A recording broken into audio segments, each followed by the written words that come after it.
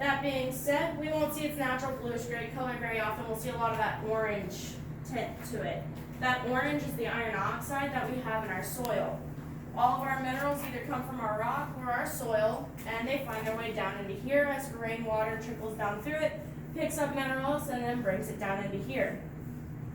Now, speaking of minerals, when we have minerals dripping from one section, one specific area, over a really, really long time, we have here all minerals, right? We have our mineral window display.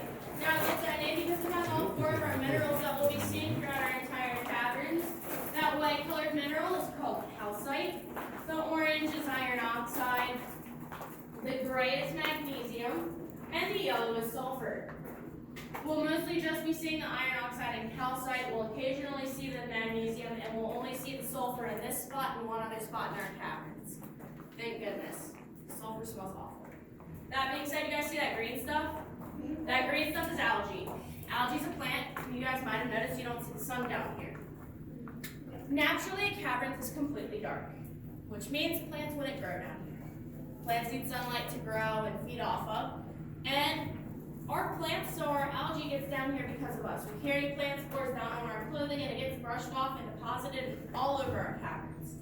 It picks up growth really, really well where we have our lights shining. Now we do have over 2,000 plus light bulbs down here at all times, and it's important that we keep them off. So I'm going to be turning the lights off behind us. If you absolutely know you are the last person out of any room, let me know. I don't like cutting people in the dark, and in some areas I can't see if you're the last person or not. So I'm relying on you guys to let me know when you're the last person out. If the person in front of you happens to think that they're the last person and they were wrong, and I were to happen to believe them and turn the lights off, holler at me. So just let out a little yell and I'll turn them back on. Just keep in mind we do have a lot of young ears on our tour and we don't want profanity used down here. So please don't use any of that kind of language because I don't want to feel responsible for a little kid learning that word. Follow me on down this way.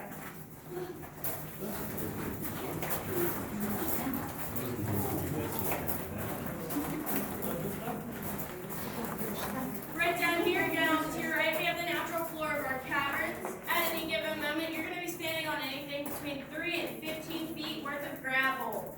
That being said, it did take them a year and a half to carry it all throughout our caverns before we opened in 1922. They actually used that staircase that thank goodness we didn't have to take down that consists of 79 steps and goes up 60-some feet. Now, they turned that into a giant ramp and carried the gravel down in wheelbarrow loads. So it was quite the amount of work, and we're still adding gravel to this day because people, when they stand still for any amount of time, like to kick the gravel around and kick it into areas that they're not supposed to be. So you guys can follow me on into this next room. As we walk in here, please watch your head.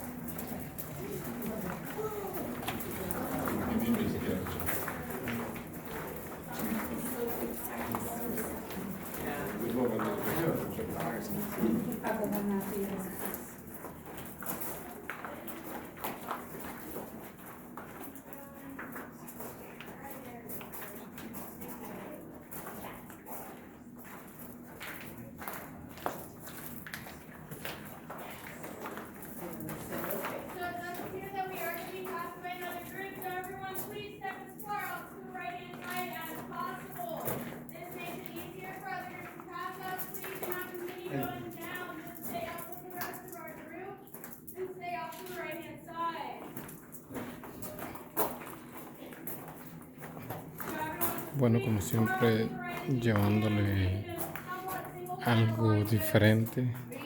Nosotros como el Salvador Channel, siempre esperando que lo disfruten y bueno, nos gusta que...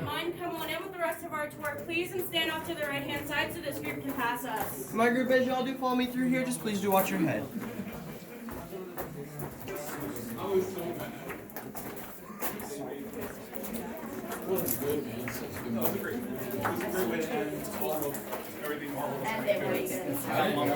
I didn't like the fact that in the movie he was wearing another suit. A lot of times they light up the things here. It's a lot darker up there and they like that. In June of 1964, National Geographic came down here and took pictures of our cave bacon, and they told us we had the most realistic looking bacon formations not only in the state of Virginia, but the United States, possibly even the world.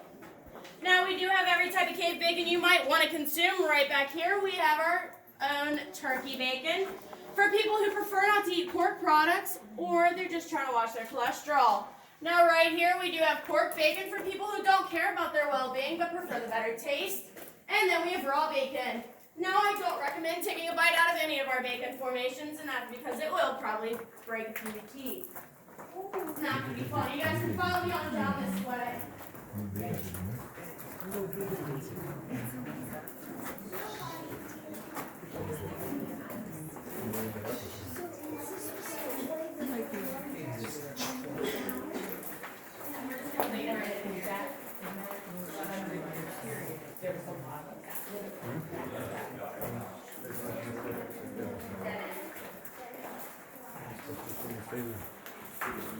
We put chains up if there's like a steep face down or drop down to her.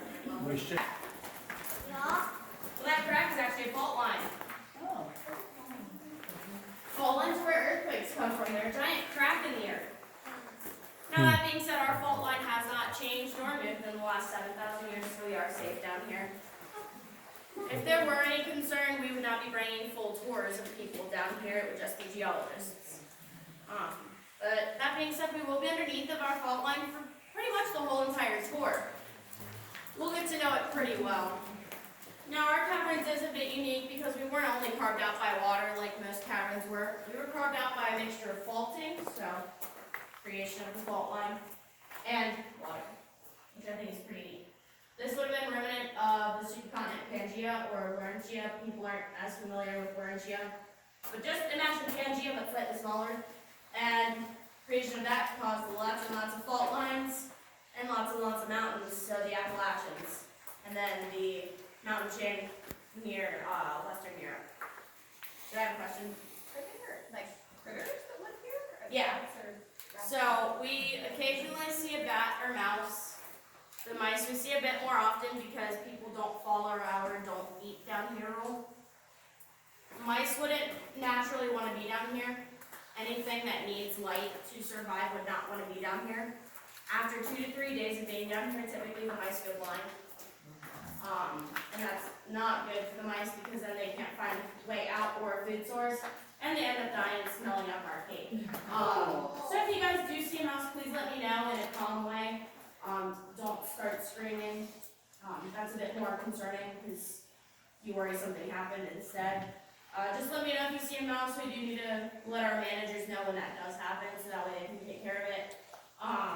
We do occasionally see a bat, but it's not usually down here. It's up in our gift shop in the mornings before we open. They find their way down into here and then they fly up that stairwell during the night. And then our maintenance guy gets to catch them in little Dixie cups and take them outside. We do also see an occasional cave cricket or cave spider.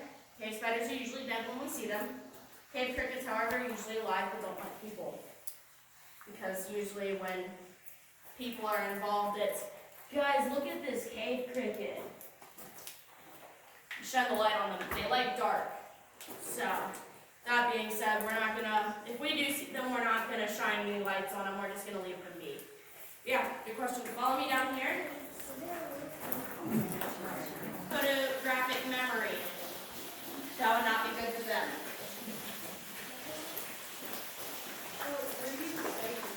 Bradford University. Do you know where that is? Okay. Yeah. 20 miles south from me. Yeah, okay. Grew up in Harrisburg. Canada. Had to get out of there. So, went out to Bradford. Biggest party school in the state of Virginia. So you don't sleep on weekends. It's a great school. I love it. They're liberal arts utilities, so their science field aren't as well known. Which means you get smaller classes, and the classes know you better. In my first week of my geology class, there was just one of those classes where anyone can take it. You don't need to do prereqs, and if you need a science credit, you can get it out of the way. My professor knew my name by the end of the first class period. Yeah. So, why I like down. About 30 So you can't there's levels dark in that area where it actually drops down to it, but that's where the So October 31st, 1884. The Neff brothers were playing on their father's farm. They found a hole in the ground that had cold air coming out of it. They were around the ages of 12 and 14 at the time. Well, that day they decided that they were going to go back to the house, told their oldest brother that they were going into that hole. So the oldest brother suggested some ropes and lanterns. Well, that being said, they took that advice, and the oldest brother held those ropes steady as the two boys lowered themselves down a 275-foot winding shaft. They ended up in this room. This room is the room that they discovered on October 31st, 1884. They eventually came back to discover that the ropes were gone. Their oldest brother had actually, off to the right is our largest display of flowstone in the entire caverns. Off to the left with the pretty lights is our tea garden. Now just keep in mind you are not supposed to touch formations down here. Any puddle of water that you see, like this, does count as a formation, so please do not play in it and do not climb underneath any formations. But you are welcome to go into the room and take pictures.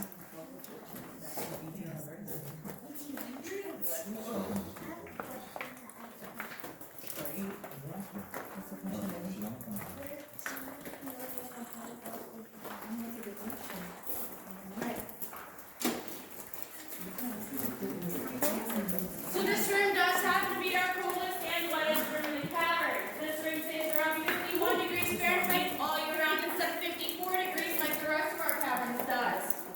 Now, since this is the wettest room in the caverns, that means there are the most drips coming from the ceiling. Those little water droplets that might end up hitting you on the head are called cave kisses. They're supposed to be a sign of good luck and good fortune. So just let the cave give them to you. Don't steal them from the cave, so that way then I don't worry that somebody's touching the formations and stuff. They touched the formations doing it. Up until the 1940s, there weren't any laws protecting caverns. So.